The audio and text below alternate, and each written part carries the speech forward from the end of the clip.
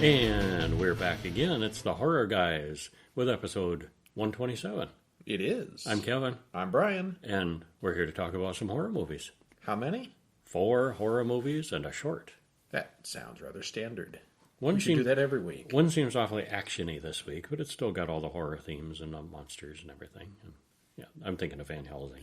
Well, yeah, okay. Yeah, I think that's one of the reasons. Not a scary horror movie in the classic sense. I think that's one reason it has such horror movie. mixed memories for most people, because it's not what it advertises. Yeah. All right, so this week we will be watching some more of the usual classics. We'll be watching a new film called Friend of the World, a post-apocalyptic tale of weirdness. Mm-hmm. Rattlers 2 from 2021, a sort of a sequel to a 1976 film. 1945's Dead of Night anthology. And yes, we will talk about Van Helsing, the much maligned Van Helsing from 2004. Sounds good. And a short. It does. And a short. And a short, yes. Yes. A short that I did not see. You're slacking. You're slacking on these shorts. I had to work during the film festival, the virtual film festival that ran for many, many hours and all over for a week, And, We're probably going to go back to the YouTube short films before too much longer. Yeah, probably. All right. So this week we will start with Friend of the World. Friend of the World. Made in 2020, fairly recently released. Written and directed by Brian Patrick Butler. Stars Nick Young, Alexandra Slade, and Michael C. Burgess. 50 minutes. So it's a short one, not quite even an hour. And there's a link in the show notes or a link on the website to take you to the Vimeo site where you can watch this yourself. And I think we would recommend you watch it yourself. It's weird. It's weird. And it's good, and and it's weird. Yeah, I'm not sure what to tell you about this one. This is a tricky one. It's kind of one I want to see again. Okay. Yeah. Well, we start out with color footage of a woman smiling on a bridge as the credits roll. She's happy, she's smiling, she's on a bridge. That's all. And then things take a downturn. And then everything gets black and white. Literally, filmed in black and white. We begin in a room full of dead-looking people. One of them gets up. She's not dead. Diane tries to find a way out of the room she's in, but all the doors are locked. She finally pries open a door and crawls down an elevator shaft. She can't escape and eventually passes out from exhaustion. Diane wakes up and finds herself staring up at a crazy-looking man with shaving cream on half his face. The man, who says his name is General Gore... Now, there's a name. There's a name. Plays a video about how flatworms can be cut up and regenerate into a complete organism. She's a filmmaker, and she was working on a project when she was rounded up by others outside and led into that room that we saw before. Everyone up there now is either dead or dying. Gore then plays an audio tape and shows her the End of the World Pact, a document explaining everything. Gore says it's a miracle that Diane has been able to survive. Did you catch the point of that flatworm thing? I think it was alluding to something that has taken over people. Some kind of organism that, There was a good bit of this one I didn't quite follow too closely. Yeah, something along those lines. It does require, I think, a second viewing. Yeah. All right, well, the pair goes off in search of more people by exploring the rest of this enormous bunker. They run into Ferguson, a deformed mutant who tries to merge with Gore. Gore's nose gets melted off, but he has an antidote for that, and he gives Diane a syringe of the same stuff. They kill Ferguson, and then Diane gets hallucinations from the drug. Suddenly, back in color, obviously a flashback, we see part of Diane's filmmaking work, and she looks very happy in the past. The other girl from the pre-credit sequence is Ava, Diane's girlfriend. Diane then wakes up as Gore shoots at some rats. Well, anyway, they meet Berenger, a character straight from a David Lynch film, who eats an explosive and explodes. All right. Well, Diane then comes across a dog who turns into Ava. Ava attacks her, and the general shoots the strange woman, who's not really Ava, in the back. Diane then pulls out the Friend of the World Pact, which Gore explains was unworkable. There's something on a tape about merging beings into one, an elephantydra. Okay. Okay. Well, there's a bang, and then we see two people in radiation suits walk in through the bombed-out burning city. When we return to the bunker, we see exactly what's really going on. And I'm going to skip the rest. Okay. Well, it's all in black and white, other than a couple of brief flashback scenes. It's also almost entirely just the two characters in the bunker. It's very talky, and it could easily be a stage play with only just a few sets. Yeah, I bet it could have been. The various makeup effects are very good, probably due to the black and white film. It's a lot harder to make these things look good in full color. I can't exactly say I understood what happened at the end, but it was entertaining getting to that point. The acting was great, and I did like it quite a bit, but I think it might take a couple of viewings to actually understand it. Yeah. But Yeah. all in all, a thumbs up. Yeah. Okay. A good effort. A good project. Yeah. Again, this one's available thing. streaming on Vimeo. Easy to find. Just click on the link in the show notes. Which takes us to a Rattlers 2 from 2021. Would you like me to read your notes on this? Oh, I would. Directed by Dustin Ferguson, written by Josh Price and Lee Turner, stars who? Mel Novak. Novak. Brink Stevens and Donna Lee Heising. 1 hour, 20 minutes. All right. Needs more Mel, as usual. They always do. I always say that. It's just a little teaser. Okay, so we start in the desert where we see a rattlesnake nest. We then move to a man going on a peaceful walk in the desert with his camera. He finds the rattler nest and leans in closer for a better photo. And what could go wrong? Well, Leaning over a rattler nest? yeah, he falls in as credits roll. Yeah. Well, after credits, Mike and Jessica make out in a tent. And we get a view of the outside from Rattler Vision, which I thought was a neat effect. I think that's the only time they do that. I don't remember that coming later. I think it did at least maybe once once more. or twice. Okay. Yeah. Well, Mike gets a phone call and leaves the tent. The snakes kill him, and Jessica calls the cops just before she dies. Well, the young cop doesn't believe Jessica's story about a swarm of rattlesnakes, but the grizzly old sheriff remembers 40 years ago when it happened before. It's all happened before. And we get a flashback 40 years ago to a couple of kids playing in the desert, which is actually reused footage from the 1976 film Rattlers. So they tied them together that way. They've taken quite a bit of footage from this 1976 movie and just merged it and incorporated it into this one to, I don't want to say pad it out, but it fleshes things out. It's not exactly a sequel. It's but a way to have it kinda flashbacks is, without too. having to reshoot flashbacks. Yeah. They were actual flashbacks to that time.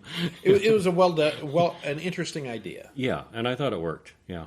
Well, the snakes in the flashback they were chemically altered by the government. Back in modern day, the sheriff goes to talk to the commissioner, Mel Novak, who wants to cover the whole thing up. And we get another flashback as the rattlers kill all the farmer's livestock and the farmer. A woman calls the plumber to come out and fix her water heater, which isn't working. Probably full of snakes. Yeah. He crawls under the house to get to work, and, well, yeah. Meanwhile, the woman takes a bath with no hot water. Yeah. Oh, yeah. And, well, snakes. Lots of fatalities in this one. A couple of soldiers get a flat tire on their Jeep and get out to fix it, and, well, yeah. Then we switch to a guy shooting at cops and a general, and then he starts throwing grenades for crazy reasons. Well, that escalated quickly. It certainly did, yeah. And we finally switch back to the present, and the commissioner wants to cover it all up. I'm sure it was just some random attack, he says.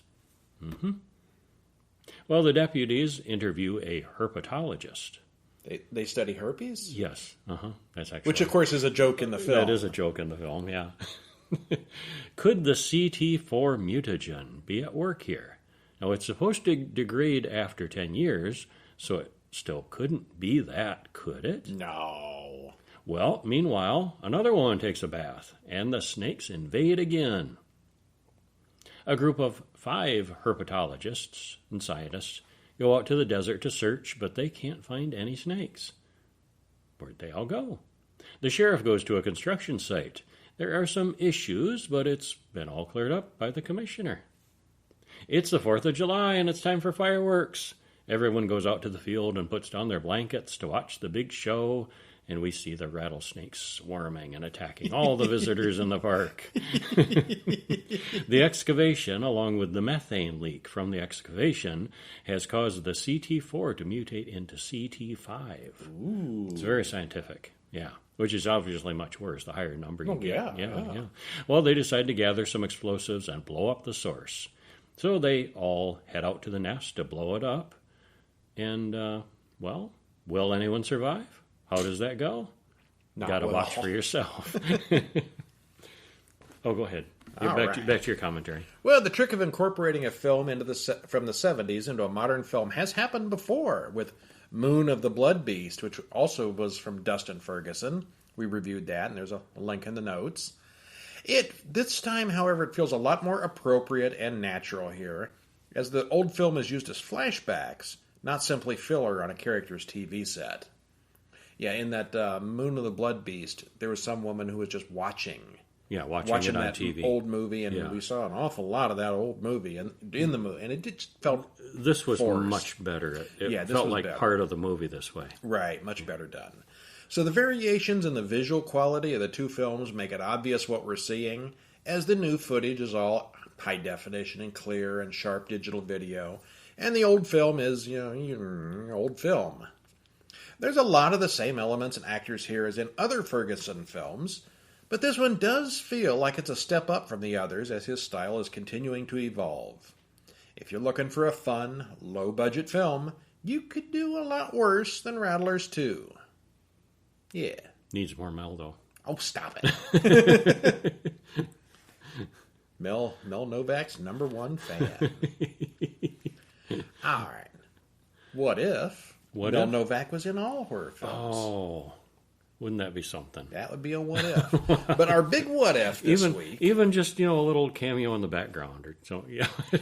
every film. He's as common as the Wilhelm scream. It kind of becomes like Alfred Hitchcock, watching for Mel. Where is he?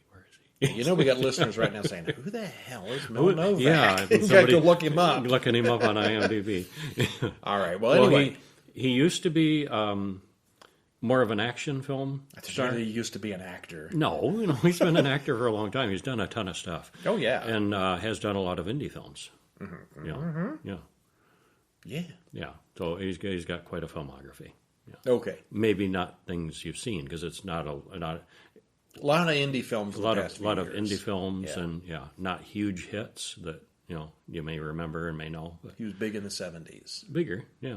Well, we were real big in the 70s. Yeah, okay, way bigger. So anyway, our short film this week is called "What If" from 2021, and it's directed and written by Tammy Clembeth. Stars Elizabeth Selby and Helen Castro. 6 minutes. 6 minutes long. All right, so a woman looks at the dollhouse in her shed, then goes out to rake the leaves with her husband, Corey. While raking, she finds a fancy slipper. He dumps some leaves on her and scares her with a spider prank. She goes inside to take a bath, and she sees a big spider jump on the tub. Is Corey playing a joke on her? When she looks again, it's gone. Nobody wants a spider in the bathtub. No, they don't. Not as bad as a rattler, but close. She sees wet footprints on the ground and hears the words, "Go now." Corey doesn't see them. As she sleeps, an arm from under the bed grabs her, and is definitely not Corey this time. She then sees a little girl in her room. Once again, she sees the message, "Go now." She runs outside and falls in the pool. The little girl in the slippers screams and points at the empty pool. She sees the woman floating dead, but her father doesn't see the body. She says she tried to warn the woman. Cody turns out to be the girl's father. If you knew how you were going to die, would you go through with life anyway, she asks. And then Cody finds an old baseball in the yard, and he starts seeing things too. Huh. That sounds like a good one. Parallel universe kind of thing going on here. That sounds like a good one. "What if you're inside of my dream?" says the dead woman. Okay, I'm not completely sure what happened here, but it was some kind of alternate timeline, parallel reality kind of thing. It was really well done and very creepy, but might have needed maybe a little more exposition to make it clearer what was happening. I liked it. It was good. Someday, maybe I'll see it. Someday, maybe. Yeah. Maybe. All right. One you can see, though, is an anthology that's been out for like 70 years. Dead of Night from 1945. This is available a lot of places. Yeah, we've got a link to Amazon Prime. If you got that, just watch it there. Directed by Charles Crichton. Written by Angus MacPhail and John Baines. Stars Mervyn Jones, Roland Culver, Mary... I got that spelled wrong. I'll say Mary Merrill. And 1 hour, 43 minutes. Again, link in the show notes. What'd you think? I was so pleasantly surprised by this. You were? Okay. Yeah. I was not expecting it to enjoy it as much as I did. All right. Okay. All right. It was well done, mostly. Mostly. Yeah, okay. I'm a little less enthusiastic, I think, than you are. Huh. All right, so there's a wraparound story, as is usual with these things. Walter Craig, an architect, comes to an old country home to do some remodeling on a couple of bedrooms. There are 5 other guests staying the night as well, but Craig thinks they're a hallucination at first. Turns out he's dreamed of these people before, over and over in a recurring dream. He recognized the whole group, although he's never really met any of these people. He does claim one more woman will be joining them later if his dream comes true. And then we start hearing stories from each of the people. The first one, called the hearse driver. In the first tale, Hugh Granger, the driver of a race car, crashes and wakes up in the hospital. Joyce the nurse takes care of him.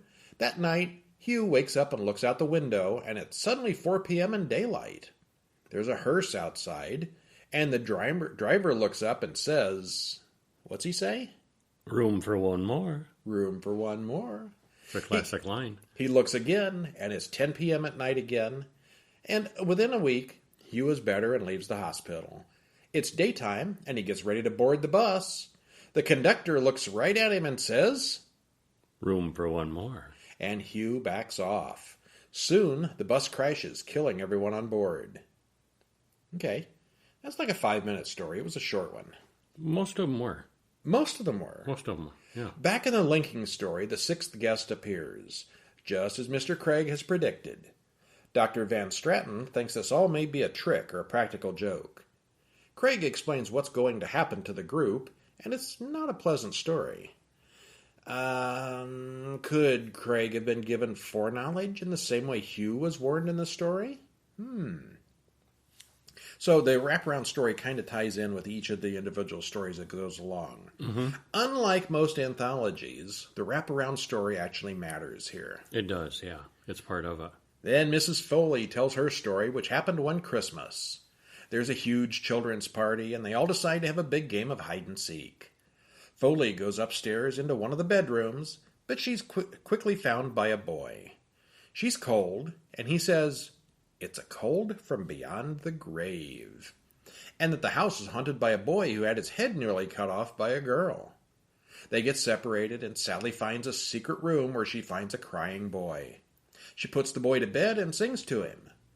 Sally then goes back to the party and tells the others about the boy, who of course turns out to be the dead ghost.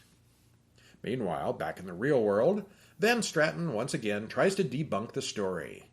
Craig is confused because he says he's going to hit Sally savagely. But that can't be true because Sally's going to leave in a few minutes. As predicted, Sally's mother comes in and takes her away. So he had like a conflicting dream there. Maybe she'll be back. So maybe not. Maybe. Joan starts her story. She bought her fiancé Peter a mirror for a gift.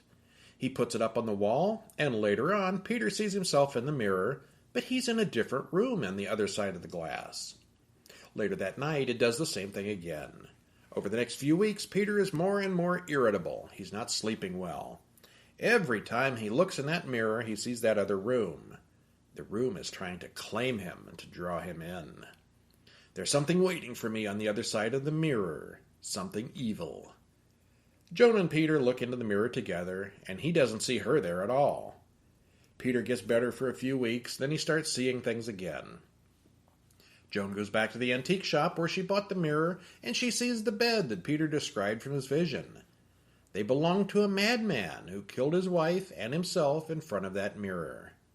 Peter then goes mad, and Joan ends up smashing the mirror, which snaps Peter out of it. Which took her long enough. There was a long period where I was like, smash the mirror. Yeah, smash this one mirror. took a little longer than it Smash should have. That one Smash it. felt dragged. Smash it.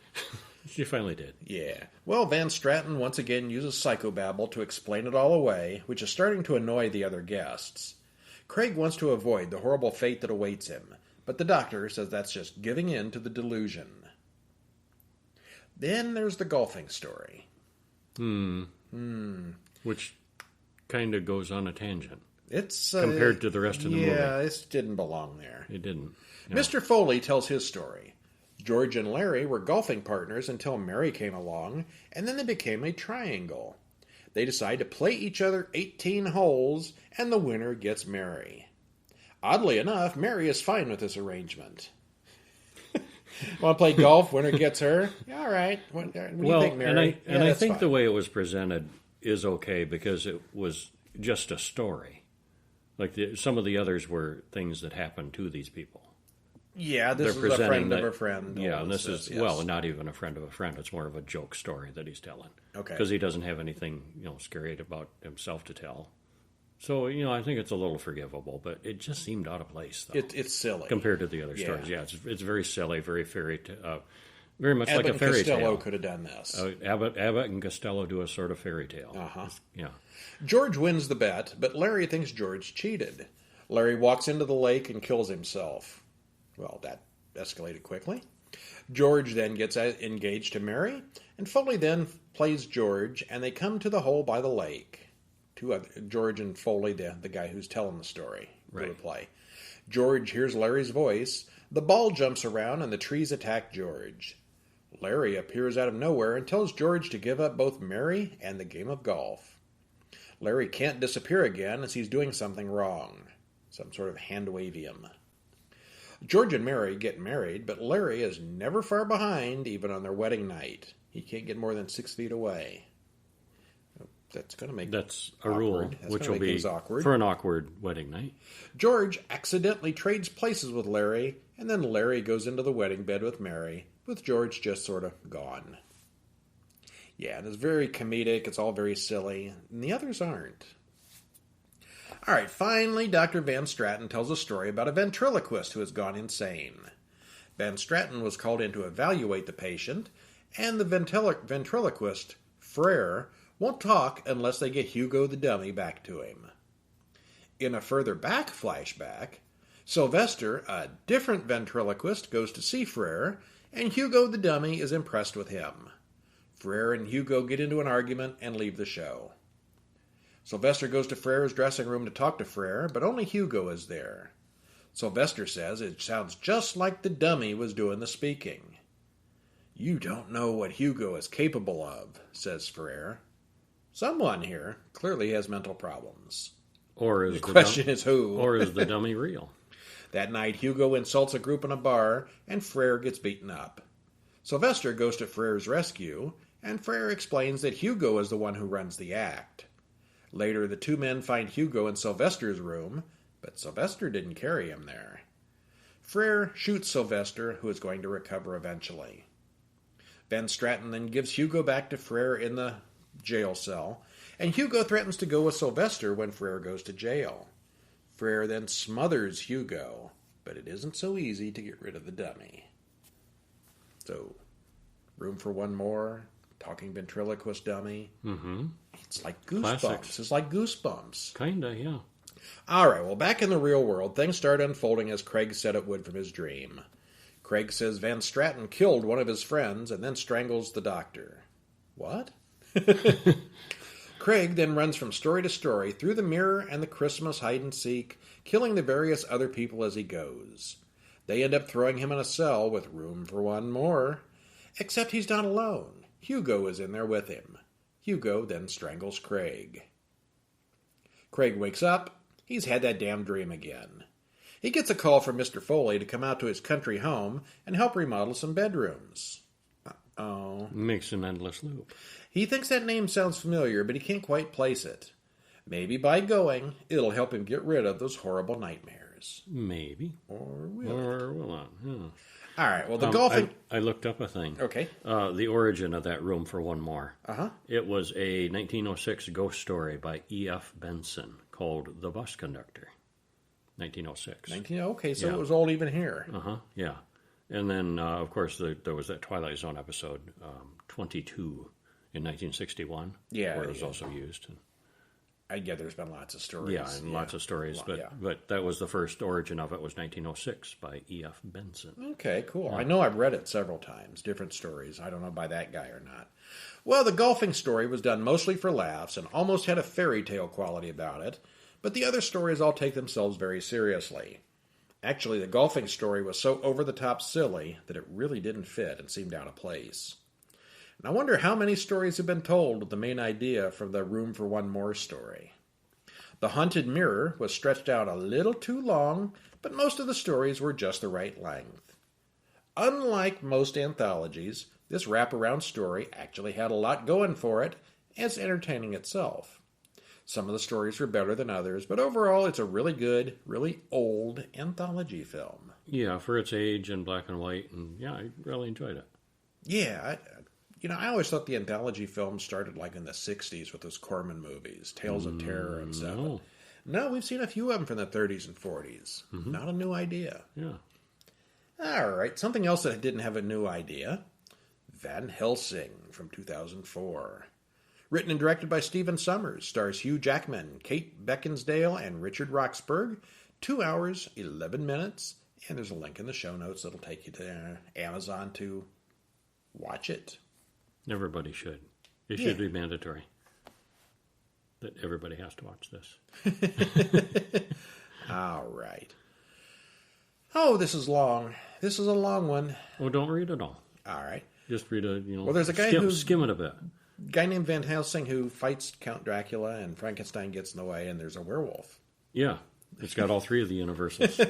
All right. So, yeah, that really is the point of this. It did tie together numerous old Universal films into one somewhat coherent storyline. Yeah. It ties in where Dracula, well, you learn this It's got Dracula, it's got Frankenstein. Dracula it's got is the Wolfman. using Dr. Frankenstein, has been funding Dr. Frankenstein's work. Well, let me get going here. Yeah, okay. We begin with an angry mob with torches and pitchforks in 1887 Transylvania, where they're storming Frankenstein's castle. "It's alive!" screams the doctor as the peasants are revolting just outside his door. Such timing. The peasants are revolting, yes. The doctor complains about escaping to his partner with the strange accent. The peasants break in just as the other man explains that he has an evil purpose for financing Frankenstein's work.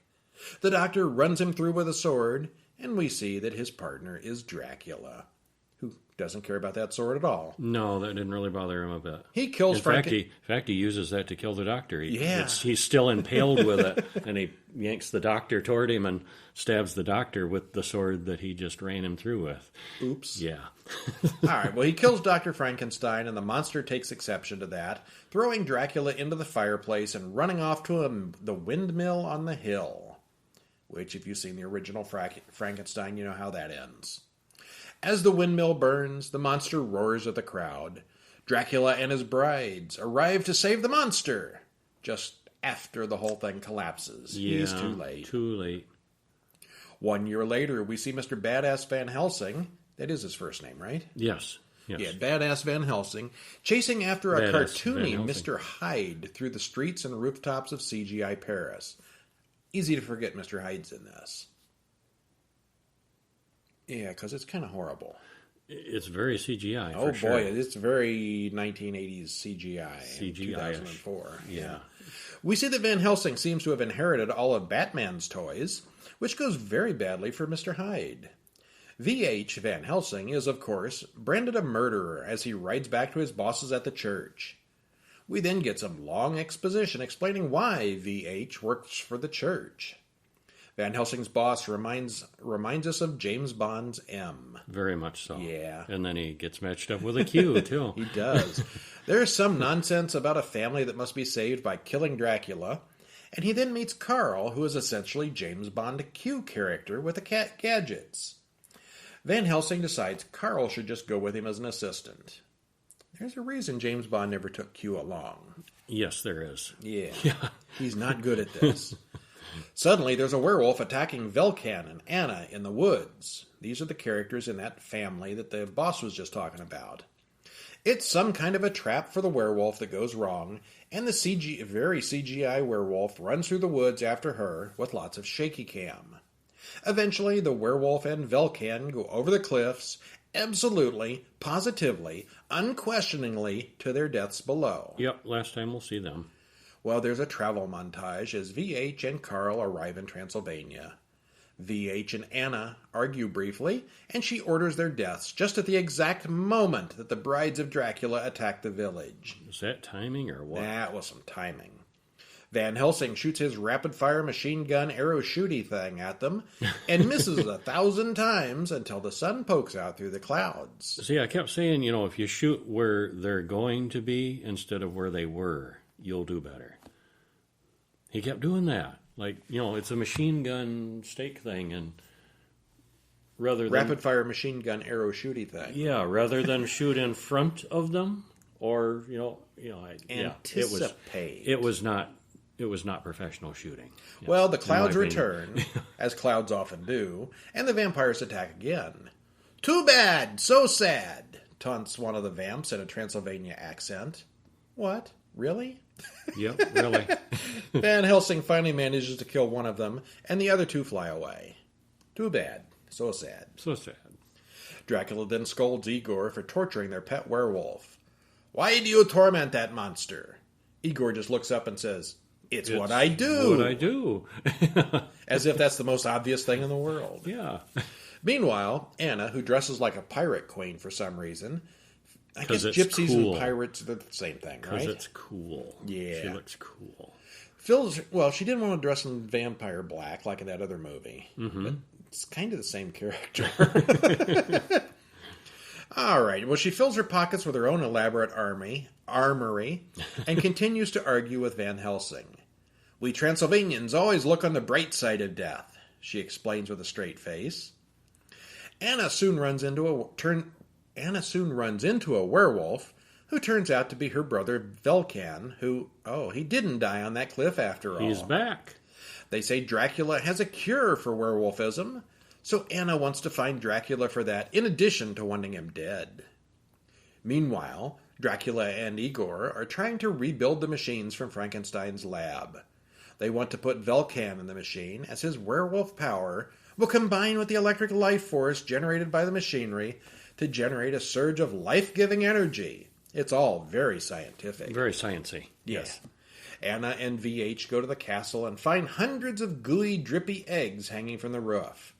They are Dracula's dead offspring. The big experiment in the lab is all geared toward bringing these dead vampire children to undead life instead of animating a creature like Frankenstein did. How are life force. Vampires are dead. When they give birth, what happens? They're the dead. Babies are all dead. Yeah, sort of, kind of. Which makes you wonder where new vampires come from. By turning humans into vampires. They don't procreate. So, right. All right. Yeah. The babies do come to life, and the brides lead them to town to feed. Carl sees hundreds of vampire babies flying to town and says calmly, "Oh, that's not good." That's not good. That's not good. Van Helsing stakes Dracula, but that doesn't work. Dracula explains to Van Helsing that they've fought before hundreds of years in the past. Van Helsing has forgotten his own history. Velkan turns full werewolf and breaks loose, which disrupts the experiment and makes all the baby vampires explode into jelly. The wolf then jumps into the river from the castle. Meanwhile, Carl is back in the village having friar sex and learning how to defeat Dracula. Only a werewolf can do the job. That's not good. Van Helsing and Anna leave the castle and take a break at the ruins of an old windmill. They fall through the floor, Convenient timing. And guess who they find? Ah, Frankenstein's monster, who simply wants to die. He's been hiding there the whole time. Yeah. All he wants is to die, but, if he just went down to the village, I'm sure they'd help with that. He wants to stop Dracula, too. Maybe he can help them fight Dracula. Maybe. He seems very clumsy and mechanical, and he doesn't look like he'd be all that useful in a fight. He's big and strong and immortal. Immortal is good. Yeah, immortal and indestructible, yeah. Yeah. But slow and clumsy. Kind of reminds me of the young Frankenstein version of Frankenstein, only fully brained. More or less. Yeah. I think he's got, yeah. Yeah, some intelligence, at least. Yeah, some. We are then treated to a ridiculous wagon versus vampire chase scene with literally every wagon chase cliche ever, which ends in Velkan's death and VH being bitten by the werewolf. The brides nab Anna and tell Van Helsing to come to the masquerade ball to meet Dracula if he wants her back. Couldn't be a trap, could it? No, not at all. Anna and Dracula dance and have a kiss. More action ensues. Van Helsing rescues Anna just as Igor drags in Frankenstein's monster, who has already been captured. Turns out, all the several hundred guests at the ball are vampires too. Boy, that's tough. Where new vampires come from. How do you feed that many guests at a party like this? Uh-huh. That's a problem. Well, they escape with the help of Carl's solar hand grenade. Yes, a solar hand grenade. Solar hand grenade, yes. Infected by the werewolf, Van Helsing starts getting more and more like Wolverine as it gets closer to the full moon. Literally, he makes the face. He even does the thing with his fists. Those claws are going to pop. Just popping right out of those knuckles. They find a portal to Castle Dracula and walk through. This castle is also full of vampire baby egg sacs, thousands of them this time. Frankenstein's creation is there, mostly frozen in a block of ice to immobilize him. Dracula hooks the monster into the machine and prepares to once again bring his children to life, with a mega dose of energy using the creature as a catalyst. Anna goes after the werewolf cure while Van Halen. There, I typed Van Halen. Van Helsing attempts to free the monster. Meanwhile, the evil Oompa Loompas helping Dracula ignore everyone until they don't. Lightning strikes the monster, which supercharges all the baby vampires.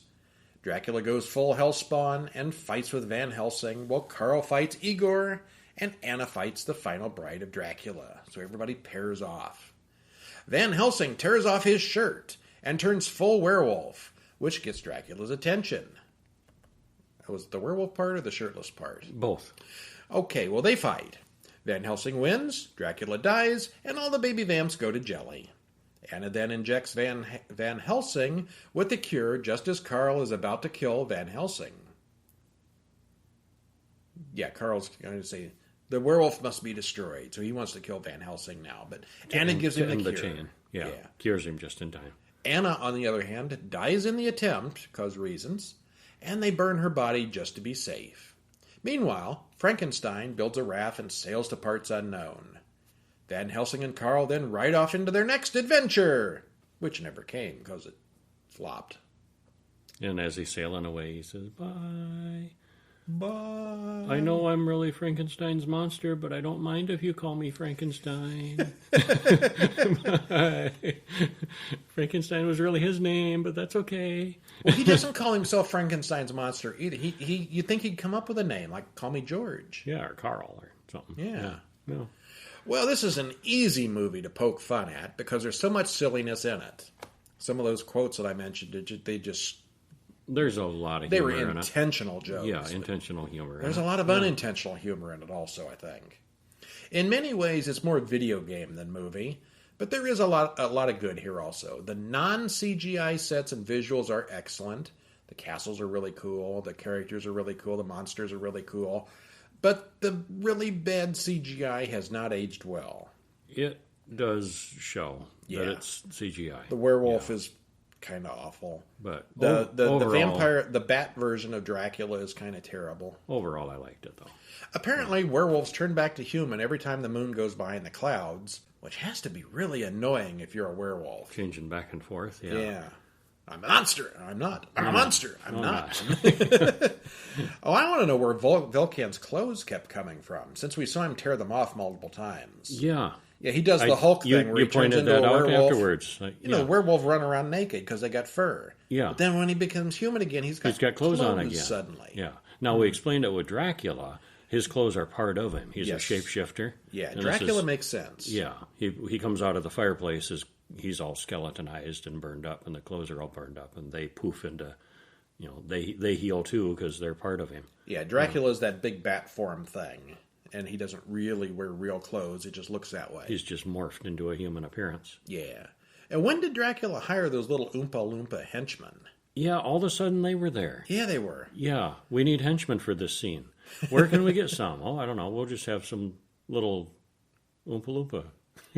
Evil Oompa Loompas. They didn't go break into song, but it would have been nice. They didn't sing, but they could have. Why is there always a lightning storm right when the lab needs one? Isn't that convenient? And how did literally everyone learn to swing on ropes and chains like Tarzan? Carl does it. Anna does it. Van Helsing does it. The monster does it. Everybody. The werewolf does it. Yeah. It's like more Tarzan. It's like a video game. Well, the verbal sparring and innuendo between Van Helsing and Anna seems pretty forced. They were at this on their very first meeting, and it just didn't seem realistic. Especially since he works for the church, and he's, supposedly celibate and all that. The incredibly lucky timing of some of the scenes is improbable at best. You just have to come at this one from the right approach to get full enjoyment out of it. Just turn your brain off and be entertained. Well, it's got, it's got Frankenstein, it's got werewolf, it's got Igor, it's got Dracula, it's got the Brides of Dracula, it's got the Oompa Loompa guys, it's got Mr. Hyde, it's got all these monsters, and you'd think it was a horror film. But it's not. This is as bad a horror film as Event Horizon was a bad sci-fi film. Remember my review of Event Horizon that I thought it was like one of the worst movies ever? Yeah, and then you watched it again and you liked it. Because I was watching it as a sci-fi film, and it just sucks as a sci-fi film. And you were taking it way too seriously. Just relax. Just go with it. If you watch Event Horizon as a horror film and forget the sci-fi logic... Don't think about the science. It's much better. Yeah. This one, if you forget that it's a horror film and look at it as an action film, it's very good. And also forget about the science. It's hammy, comic booky, over the top, and it's really truly a terrible horror movie. But that said, it's a lot of fun for an action movie. I was glancing over the trivia, and one of the things that I missed, and you missed, and we missed, in the ballroom scene, when Dracula's looking in the mirror with her standing side by side, and he doesn't reflect. Right. She does. Yeah. None of the guests do either.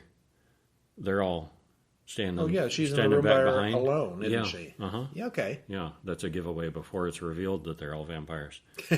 But we didn't notice. No, we did not. No. All right, and that is our show. Go to horrorguys.com to read the reviews. Sign up for our daily email update. There's a spot on there for the mailing list. Basically, it sends you a review each day as we go through them. All right, so we got films next week. We do? We do. We got more? What are we going to see? You like Japanese movies? Sometimes. We got Ringu from 1998. Ring. Don't watch that videotape. Don't do it. Then, guess what followed? Ringu was so successful in Japan. Guess what happened? They made a sequel called Ringo 2. Well, they did, but we haven't seen that one yet. Okay. They made an American remake called The Ring. Right. 2002. We still need to see Ringu 2 and The Ring 2. Oh, well. So, Ringu and The Ring, the Japanese version and the American version, are they the same? Are they different? Let's find out. We've also got a very unusual werewolf film called Bad Moon from 1996. Oh. And what else we got? Bad Moon, right. And I guess we will watch The House of Long Shadows. Okay. Starring pretty much every horror icon who was alive in the 1980s. And Desi Arnaz Jr. Well, yeah, him too. Yeah, this one's got Vincent Price, Christopher Lee, Peter Cushing, and that other guy,